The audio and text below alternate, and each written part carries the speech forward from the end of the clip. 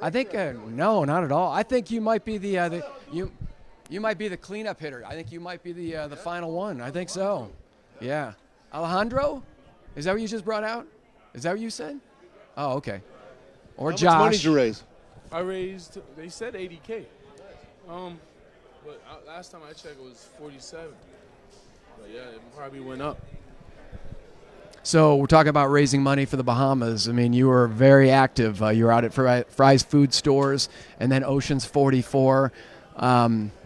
What touched you the most about fans and even your teammates participating in this? You're spot on. Just them coming out and showing so much love to me. This is nothing I really expect. I just thought I was going to take it on my own hands, in my own hands, and just try to, do as much as I can from here.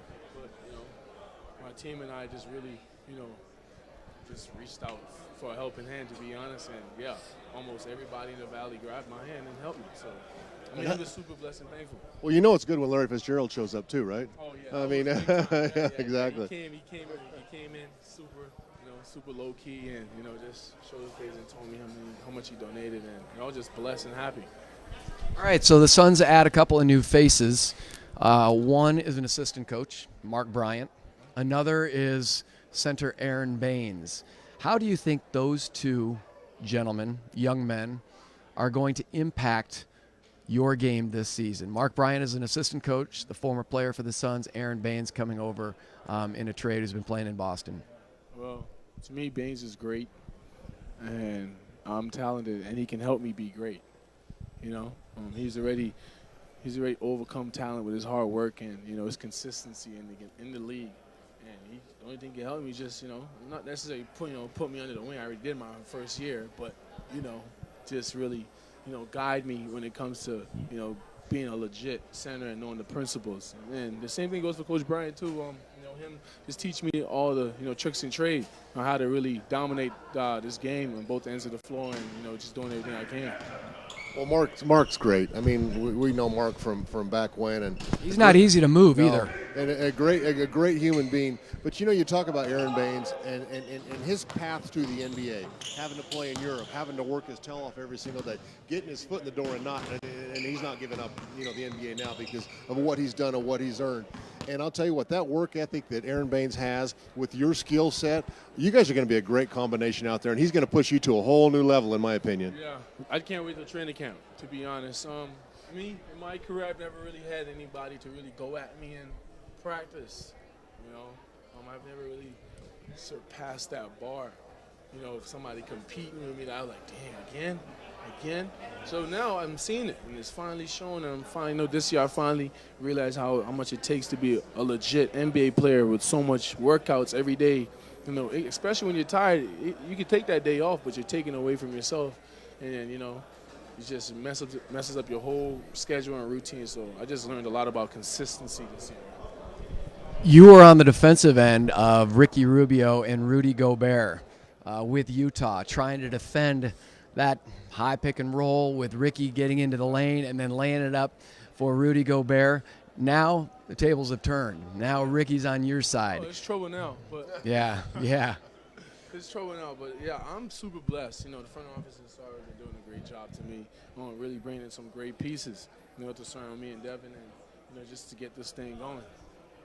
So you're just going to keep your hands up all the time because he will hit you, right? Yeah, I think in Vegas I just did a little drill. It wasn't even a workout. It was just a drill doing a regular pick and roll, and his passes were so snappy.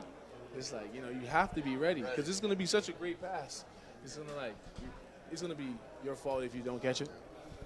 You've been working on that three-point shot. I've been reading about that. I think fans have been reading. Oh, look at the big smile on his face too. Talk about how that is developing for you. And then on top of it, Aaron Baines and yourself could be on the floor together at times. Yeah, I need to talk about that. Let's start with the three. The game is changing. So, you're going to have to score in some way, in some form. Not necessarily just go out here and just hunt shots and, just throw up any prayer. But no. But really, in flow. And I'm working. And Coach told me, he wants me to shoot it. So all I need is that one green light. I didn't hear it last year, but he wants me to shoot. So it's even less pressure.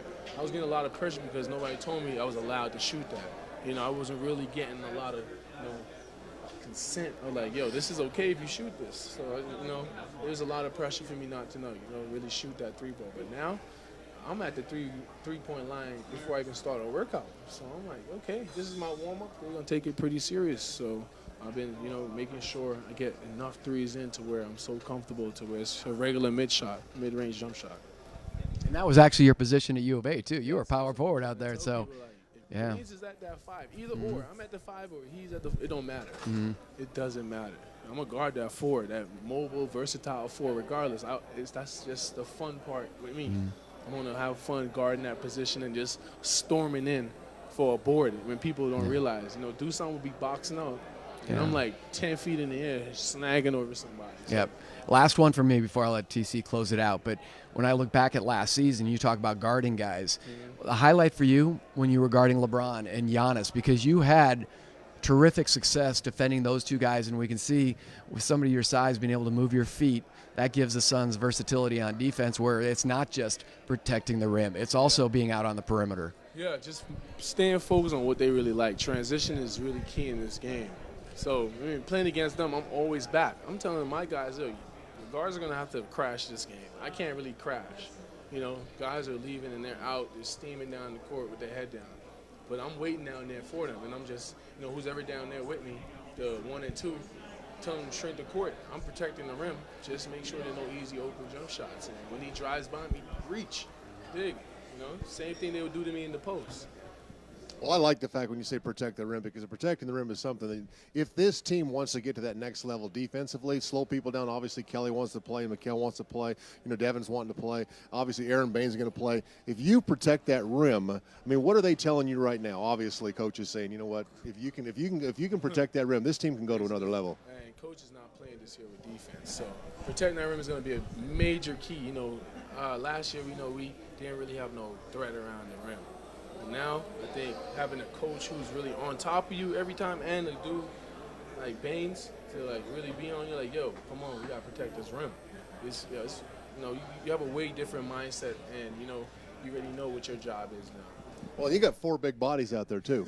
When you talk about Frank and you talk well, obviously check 2, so 5 big bodies out there. You got guys that, okay, if somebody gets in foul trouble, guess what? We got more people to come in and beat you up still. So I love the physical part of it because that's going to help the offense flow. Yes, sir.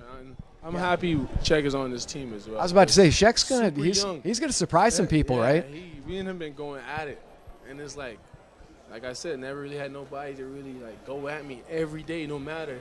You know, if they're like, you know, I'll say like, if I'm winning probably in a one-on-one, it doesn't matter. He's sticking to the plan. He's sticking to the game plan and going at me every time. So that's the type of stuff that's contagious on this team now, just the work ethic and competitiveness. All right, man. You got a lot of talent, not just on the basketball court, but I mean, very camera friendly, very comfortable with the microphone. So I'm being told this is it for Media Day 2019. Now, usually TC and I would kind of close things off, but I thought it'd be kind of cool if you just say goodbye to the fans, just kind of a final thought to them, and then wrap up Media Day 2019. Well, fans, this is Deandre Ayton, 22, Valley Boy. You know, this is it of 2019-2020 Media Day, and you know, I can't wait to see you guys out there, and let's get it.